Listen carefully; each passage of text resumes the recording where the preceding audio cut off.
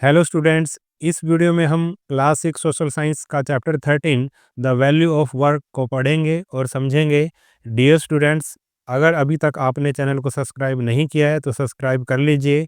Channel पर math, Hindi, science, social science, Sanskrit, English सभी subjects के वीडियोस आपको मिल जाएंगे। इसके लिए आप प्लेलिस्ट या वीडियो की डिस्क्रिप्शन को चेक कीजिए। जैसे ही आप वीडियो की डिस्क्रिप्शन या प्लेलिस्ट को चेक करेंगे आपको सभी सब्जेक्ट्स के लिंक मिल जाएंगे। तो शुरू करते हैं अपना चैप्टर। सबसे पहले स्वामी विवेकानंद की कुछ लाइंस दी गई हैं। When you are doing any work, do not think of anything beyond, do it as worship, as the highest worship, and devote your whole life to it for the time being. बहुत ही अच्छा विचार है। जब आप कोई काम कर रहे हों तो उससे बाहर कुछ ना सोचें, यानी कि उस काम के अलावा कुछ ना सोचें। उसे पूजा की तरह करें, सबसे बड़ी पूजा की तरह, और उस समय अपना पूरा जीवन उसे समर्पित कर दें। यानी कि जब आप कोई काम करते हैं तो सिर्फ उस काम के बारे में ही सोचें, उस काम को ही करें, बाकी सारी बातों को भूल जाएं। आगे हमें ये क्वेश्चन दिए हुए हैं, द बिग क्वेश्चंस। इन्हीं के आधार पर हम इस लेसन को पढ़ेंगे। What are the different type of activities that people engage in. लोग विभिन्न प्रकार की किन किन एक्टिविटीज़ में शामिल होते हैं, यानी कि लोग क्या क्या काम करते हैं। What is their contribution to our everyday lives. हमारे दैनिक जीवन में इनका क्या योगदान है, यानी कि जो हम ये एक्टिविटीज़ करते हैं इनका क्या योगदान है हमारे डेली लाइफ में। अनु एंड कबीर, इसमें दो कैरेक्टर हैं, एक अनु है एक कबीर है। Anu and Kabir were playing in the park when they saw their neighbour Geeta aunty getting out of a taxi.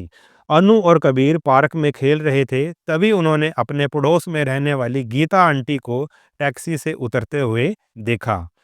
She was returning home from work and was in her uniform. वह अपनी नौकरी से घर वापस आ रही थी और अपनी यूनिफॉर्म में थी। A pilot in the Indian Air Force, she is the pride of the whole town. वह भारतीय वायुसेना में यानी कि इंडियन एयरफोर्स में पायलट का कार्य करती हैं और पूरा टाउन उन पर गर्व करता है। अब ये अनु बोल रही है, Kabir, aunty's uniform looks a lot like the one I saw at your house yesterday, but the colour is different. Kabir, Geeta aunty की जो यूनिफॉर्म है काफ़ी कुछ उस यूनिफॉर्म की तरह लग रही है जैसी कल मैंने तुम्हारे घर पर देखी थी, परंतु उसका रंग अलग है। ये किसने बात कही है? ये बात कही है अनु ने। अब कबीर क्या जवाब दे रहा है? That uniform on the hanger belongs to my grandfather. मेरे दादाजी की जो दादाजी की जो यूनिफॉर्म है हैंगर पर लटकी हुई है। जो आपने यूनिफॉर्म देखी थी वो मेरे दादाजी की थी। He retired from the border security force and now spends his time. वे बॉर्डर सिक्योरिटी फोर्स से रिटायर हुए हैं, जिसको बीएसएफ कहते हैं। ठीक है, वहाँ से वो रिटायर हुए हैं और अब वे अपना समय किस तरह से बिताते हैं उसके बारे में आगे बताया गया है कि ये दादाजी किस क्या क्या काम करते हैं, किस तरह से रिटायर होने के बाद अपना समय बिताते हैं। Providing free geography classes to the neighbourhood kids. आसपास के बच्चों को वे फ्री में जियोग्राफी पढ़ाते हैं। Tending to our vegetable garden, हमारे जो वेजिटेबल गार्डन है उसमें काम करते हैं, पेड़ पौधों की देखभाल करते हैं।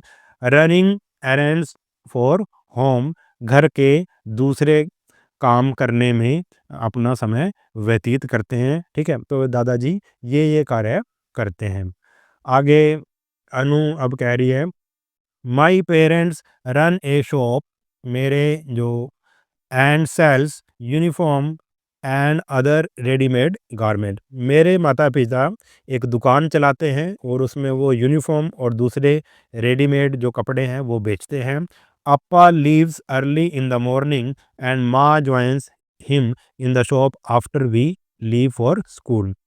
जो अप्पा यानी कि जो उसके फादर हैं अनु के, अप्पा सुबह चले जाते हैं, यानी कि दुकान में वो सुबह चले जाते हैं और माँ हमारे स्कूल जाने के बाद दुकान में उनके उनका सहयोग करती है। माँ is usually back by the time we return home from school. सामान्यतः माँ हमारे स्कूल से आने से पहले घर आ जाती है। She also contribute to a voluntary group that teaches knitting to the women in the community। और उनकी माँ क्या कार्य करती हैं? वह एक स्वैच्छिक समूह यानी कि वॉलेंटरी ग्रुप में काम करती हैं, के साथ भी काम करती है जहाँ महिलाओं को बुनाई सिखाई जाती है। यानी कि वो एक वॉलेंटरी ग्रुप वो होता है जहाँ पर लोग अपनी इच्छा से कार्य करते हैं, फ्री में कार्य करते हैं, इसके लिए वो किसी तरह का कोई पैसा नहीं लेते। आगे है, do you remember my elder brother Rohan. आगे अनु कह रही है, क्या तुम्हें मेरे बड़े भाई रोहन की याद है? यानी कि तुम्हें पता है कि मेरा एक बड़ा भाई रोहन भी है। You met him when he came to pick me up from school. तुम उनसे मिले थे जब वह मुझे विद्यालय लेने आए थे। तुम्हारी मुलाकात उनसे तब हुई थी जब वो मुझे स्कूल लेने आए थे।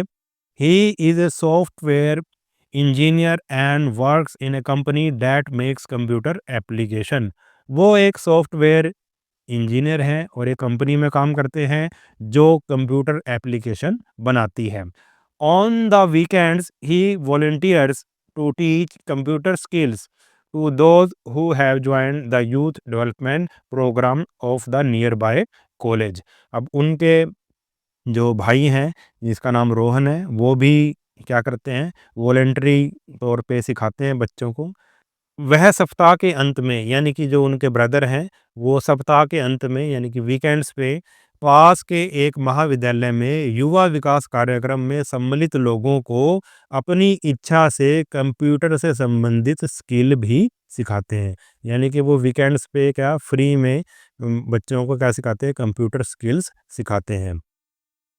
Wow Anu, everyone around us does so many things every day. Wow Annu, क्या बात है, हमारे आसपास के लोग कितने प्रकार के कार्य करते हैं। आगे है, different types of activities like the ones discussed above are divided into two groups और categories, economic activities and non economic activities. ऊपर विभिन्न प्रकार की एक्टिविटीज को दो ग्रुप या कैटेगरीज में बांट बांट दिया गया है। और दो कैटेगरीज कौन सी हैं? पहली कैटेगरी है इकोनॉमिक एक्टिविटीज और दूसरी कैटेगरी है नॉन इकोनॉमिक एक्टिविटीज। यानी कि दो तरह की एक्टिविटीज होती है, इकोनॉमिक और दूसरी कौन सी है, नॉन इकोनॉमिक एक्टिविटी। तो सबसे पहले हम ये देख लेते हैं इकोनॉमिक एक्टिविटी क्या होती है। Economic activity are those that involve money. Economic activity वो होती है जिसमें पैसा होता है, पैसा इन्वॉल्व होता है, और are perform in exchange for money और money's worth for parties involve. अब इकोनॉमिक एक्टिविटी से नाम से ही पता लग रहा है, इकोनॉमिक एक्टिविटीज वे हैं जिनमें पैसा शामिल होता है अथवा पैसे का लेन देन होता है, या फिर जो सम्मिलित पक्षों के लिए वस्तु के नकद मूल्य से संबंधित होती है। यानी कि जो इकोनॉमिक एक्टिविटीज वे एक्टिविटीज होती हैं जिनमें पैसा होता है, ठीक है, या पैसे का लेन देन होता है, या फिर किसी नगद वस्तु का लेन देन हो सकता है। For example, a business person selling school bags in the market, a farmer selling produce in the market, a lawyer arguing a case and earning a fee, a truck driver transporting goods from one place to another, workers employed in car manufacturing। अब इसने economic activities के कुछ example दिए हैं। उदाहरण के लिए, व्यापारी बाजार में स्कूल बैग बेचते हैं, किसान अपनी उपज यानी कि फसल बाजार में बेचते हैं, वकील क्या करता है, केस लड़ता है और अपनी फीस लेता है, ट्रक ड्राइवर वस्तुओं को एक स्थान से दूसरे स्थान पर ले जाते हैं, और जो वर्कर हैं वो काम करते हैं कार मैन्युफैक्चरिंग फैक्ट्री में, ठीक है, कार बनाने वाली फैक्ट्री में, कारखाने में काम करते हैं। ये सारी जितनी भी एक्टिविटीज़ हैं वो क्या कौन सी हैं, इकोनॉमिक एक्टिविटीज़ हैं। तो यहाँ पे कुछ डेफिनेशन दी हुई है। मनी इज़ वर्थ का मतलब क्या है? The monetary value that a person places on an object based on the benefit that they derive from it. तो मनी इज़ वर्थ क्या है? किसी वस्तु का व्यक्ति द्वारा तय किया गया मौद्रिक मूल्य, यानी कि किसी वस्तु का उस व्यक्ति ने कितना मूल्य तय किया है, वो क्या है? मनीज वर्थ है। तय किया गया मूल्य जो उस वस्तु के मिलने वाले लाभ पर आधारित होता है, यानी कि उस वस्तु पर उसको कितना लाभ मिलेगा उसी हिसाब से उसने उसका मूल्य तय कर रखा है उसका, ठीक है, उस वस्तु का, उसको हम बोलेंगे मनीज वर्थ। मार्केट क्या है ये आपको पता है क्या होती है, और फी भी पता क्या होती है, फिर भी चलो पढ़ लेते हैं। मार्केट किसे कहते हैं? A place where people engage in the exchange of goods and services. People में exchange goods and services for other goods, but in most market these are exchange for money. बाजार क्या होता है उसकी डेफिनेशन दे रखी है, वह जगह जहाँ व्यक्ति वस्तुओं और सेवाओं का लेन देन करते हैं, जहाँ पे या तो वस्तुओं का लेन देन होगा या फिर कोई सर्विस हमें मिलेगी, ठीक है। व्यक्ति वस्तुओं और सेवाओं के बदले अन्य वस्तुओं का लेन-देन कर सकते हैं, किंतु अधिकांश बाज़ारों में इनका लेन-देन धन के लिए किया जाता है। यानी कि ऐसी जगह जहाँ पर हम वस्तुओं का लेन-देन करते हैं, कोई चीज़ खरीदते हैं या बेचते हैं या कोई सर्विस हम लेते हैं या देते हैं, ठीक है? उसको उस जगह को क्या बोलते हैं? मार्केट कहते हैं। अब फ़ी की डेफ़िनेशन क्या है? A payment made to a person और organisation in exchange for professional advice और services, for example a fee paid to doctor and a lawyer. अब फी क्या है? अगर हम किसी से कोई कोई व्यक्ति किसी व्यक्ति से या किसी ऑर्गेनाइजेशन से हम कोई एडवाइस लें, प्रोफेशनल एडवाइस, कोई सलाह लें या फिर सर्विस लें, तो उसके बदले में क्या दी जाती है? एक धनराशि दी जाती है, एक धन दिया जाता है, उसको फ़ी कहते हैं। एग्ज़ाम्पल के लिए a fee paid to doctor and a lawyer, जो हम डॉक्टर को फ़ी देते हैं और लायर को जो फ़ी देते हैं, वो उसको क्या बोलेंगे? हम फ़ी बोलेंगे। क्यों बोलेंगे? क्योंकि उसने हमें क्या दी है? सर्विस दी है, ठीक है। डॉक्टर के पास जाएँगे, डॉक्टर हमें दवाई लिखेगा तो उसने काम किया है, तो उसके बदले में हम उसको फ़ी देंगे। ऐसे ही लॉयर भी केस लड़ेगा तो उसके बदले में हम उसको फ़ी देंगे। अब इकोनॉमिक एक्टिविटी के बारे में हमने पढ़ लिया है। अब अगली जो कैटेगरी है वो है नॉन इकोनॉमिक एक्टिविटी, यानी कि जिसमें पैसा शामिल नहीं होता। Non economic activities are those that do not generate income और wealth but are done out of feeling like gratitude, love, care and respect.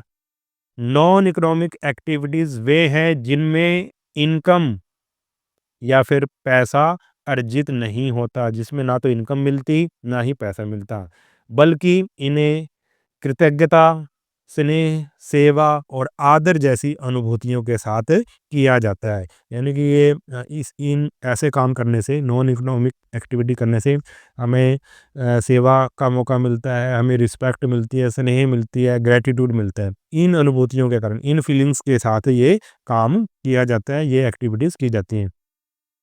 For instance, parent cooking food for the family or helping their children with school work, youth taking care of the grandparent, family members helping in the renovation of the house etcetera. Example के लिए जो non economic activities का example दिया गया है कि जो माता पिता हैं वो अपने बच्चों के लिए क्या करते हैं?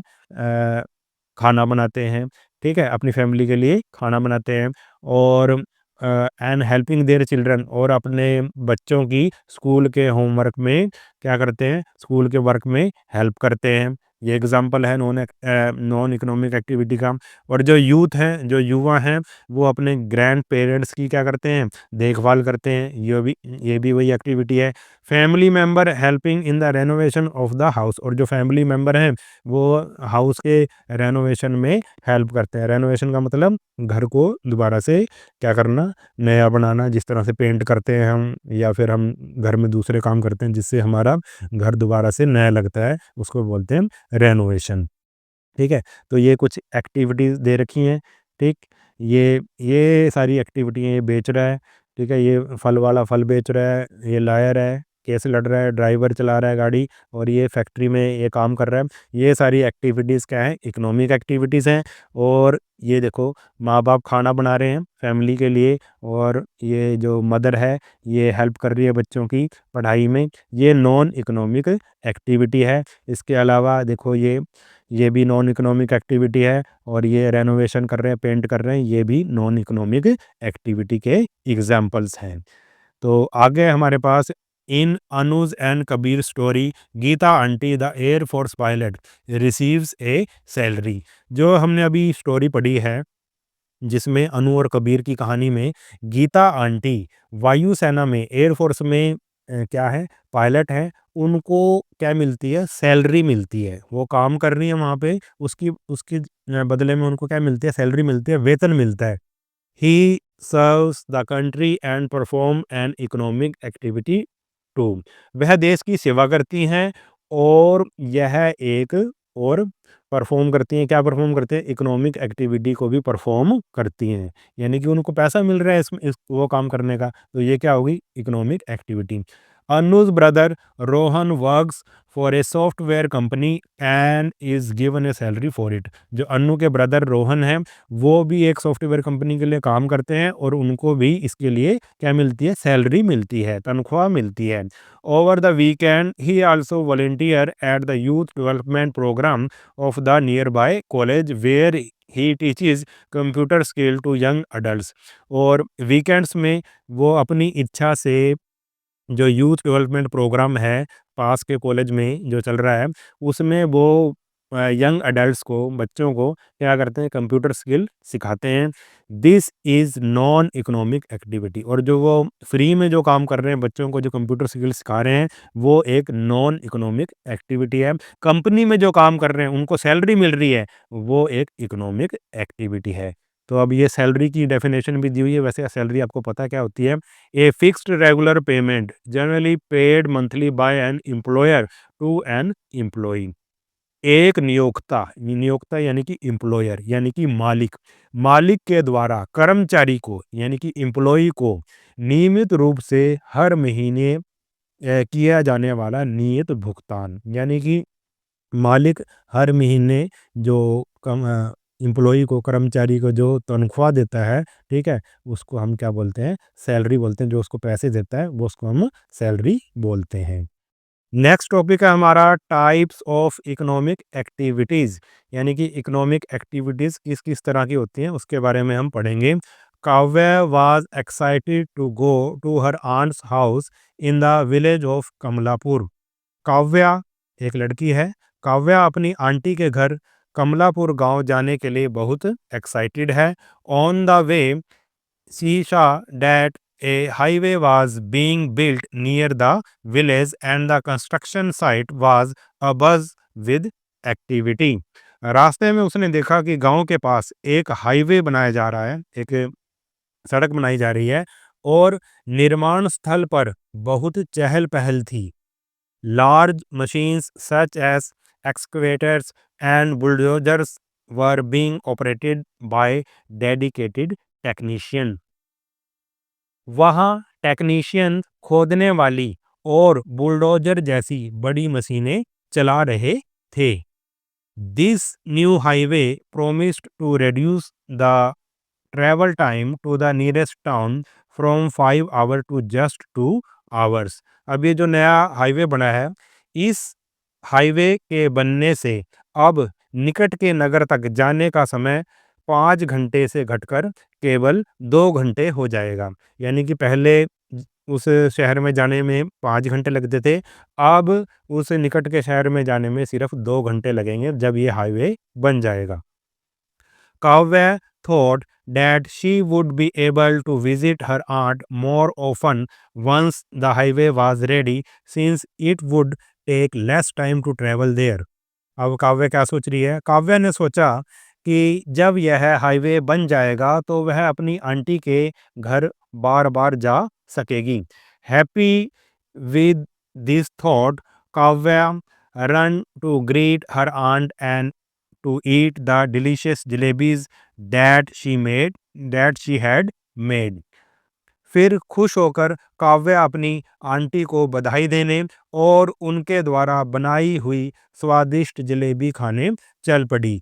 दे were joined by Kavya's uncle who had just return from work. Kavya के अंकल उसी समय काम से लौटे थे। He is a technician in the construction company and operates a bulldozer. वे एक कंस्ट्रक्शन कंपनी में टेक्नीशियन हैं और बुलडोजर चलाते हैं। He receives a monthly salary for his services. वे अपने सर्विसेज के बदले में, सेवाओं के बदले में एक मंथली सैलरी प्राप्त करते हैं, यानी कि उनको एक वेतन मिलता है हर महीने इस काम करने का, ये काम करने का। The next day Kavya's aunt woke up early to finish her share of household chores and left for work.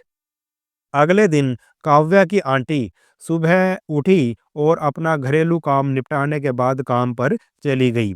She is employed at the village post office and is paid A monthly salary. वो गांव के post office में काम करती है और उन्हें भी मंथली सैलरी यानी कि हर महीने तनख्वाह मिलती है। In the evening after her office work she also conducts online classes to help students prepare for school exam। और शाम को वो क्या करती हैं, कार्यालय के बाद यानी कि ऑफिस के बाद वह शाम को ऑनलाइन क्लासें लेती हैं जिसमें वह विद्यार्थियों को विद्यालय की एग्ज़ाम की तैयारी कराती है। She charges A weekly fee for this classes. In classes के लिए जो वो ट्यूशन वगैरह पढ़ाती है, इन क्लासेस के लिए वो वीकली फ़ीस लेती है, यानी कि हर हफ्ते वो उनसे बच्चों से फ़ीस लेती है जिनको वो पढ़ाती है online. On the weekend, Kavya visited a local mango orchard with her aunt to have some delicious mango। हफ्ते के अंत में काव्या अपनी आंटी के साथ स्वादिष्ट आम खाने के लिए आम के बगीचे में गई। There she saw Sahil, a farm laborer who was using a tractor to till a farmer's land nearby। अब वहाँ पे बगीचे में उनको कौन मिला? वहाँ उसे खेत में काम करने वाला एक मजदूर साहिल मिला जो ट्रैक्टर से खेत को जोत रहा था। ही earns A daily ways for his effort. उसको इस अपने काम के लिए डेली वेज मिलता है, यानी कि मजदूरी मिलती है। She gets some payment for his work in cash and the remaining part of the payment in the form of mangoes of equal value. वो जो काम करता है उसके बदले में वो कुछ पैसे लेता है और बाकी जो पैसे उसके लिए वो क्या कर लेता है, वो उतने ही आम ले लेता है, यानी कि कुछ जो उसकी मजदूरी बनती है कुछ तो वो नगद ले लेता है पैसे और कुछ ये क्या ले लेता है, वो आम ले लेता है, जो उसकी जो बाकी जो पेमेंट बचगी उसके बदले में वो आम ले लेता है। The mangoes that he receives a part of his work and are called payment in kind। इस काम के लिए आम के रूप में जो पेमेंट उसे प्राप्त हुई है उसे पेमेंट इन काइंड कहते हैं, यानी कि कुछ पैसे तो उसने ले लिए, मान लो उसकी मजदूरी 500 रुपये बने, 300 रुपये उसने नगद ले लिए और 200 जो बच गए उसके बदले में उसने आम ले लिए। इस तरह की पेमेंट को क्या कहेंगे? पेमेंट इन काइंड कहेंगे।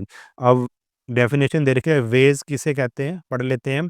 ए payment made by the employer to the worker for a specific period of time.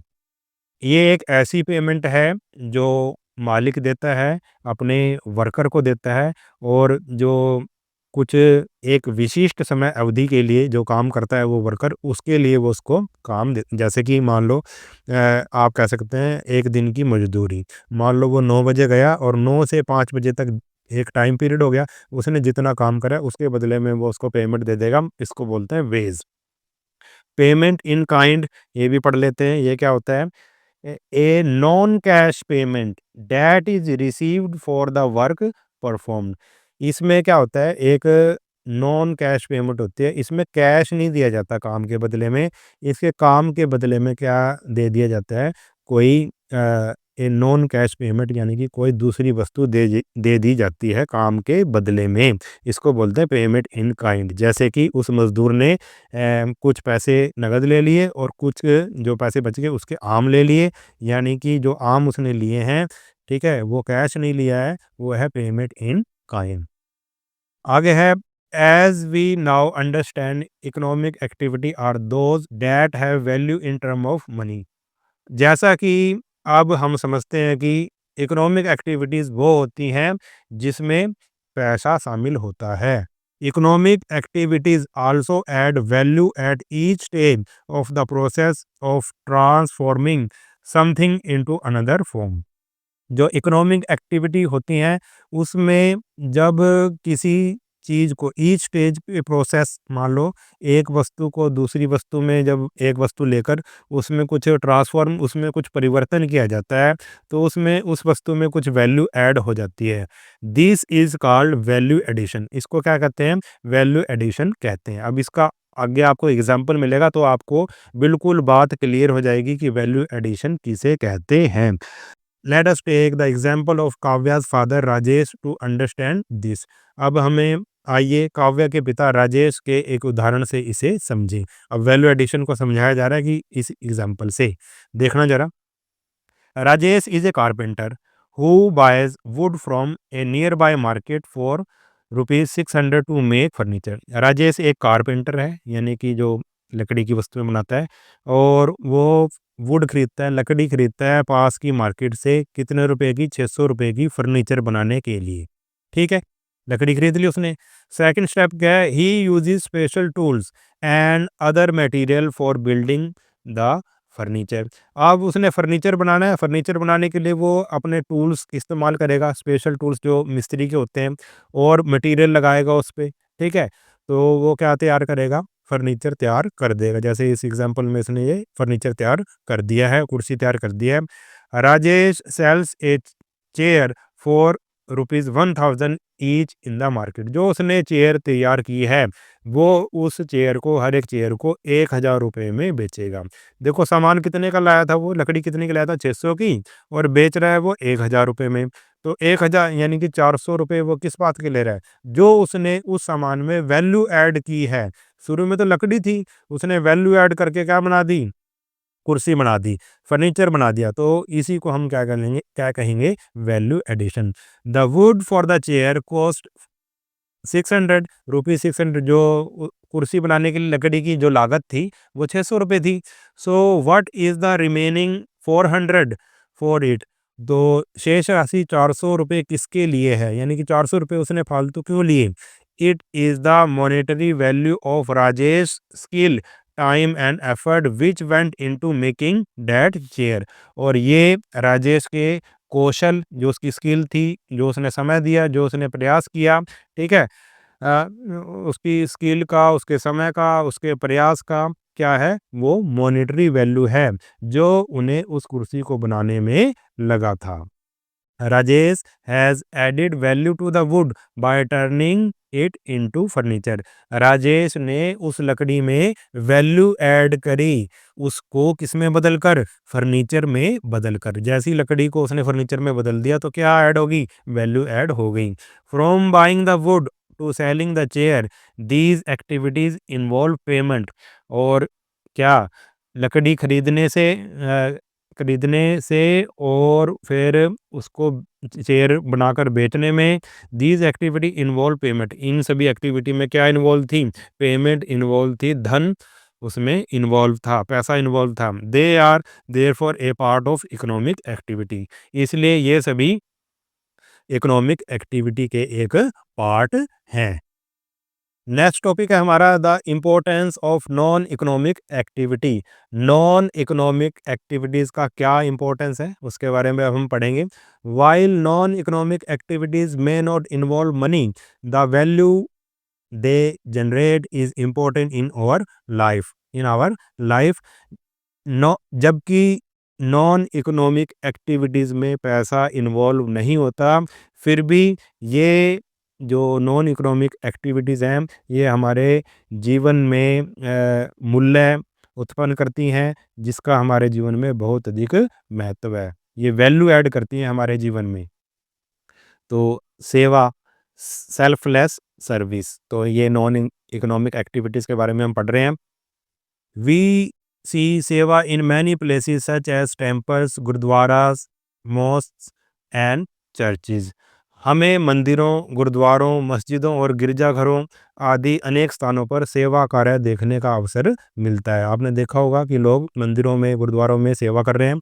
For instance, langars और community kitchens at gurdwaras were serve food to every visitor for free.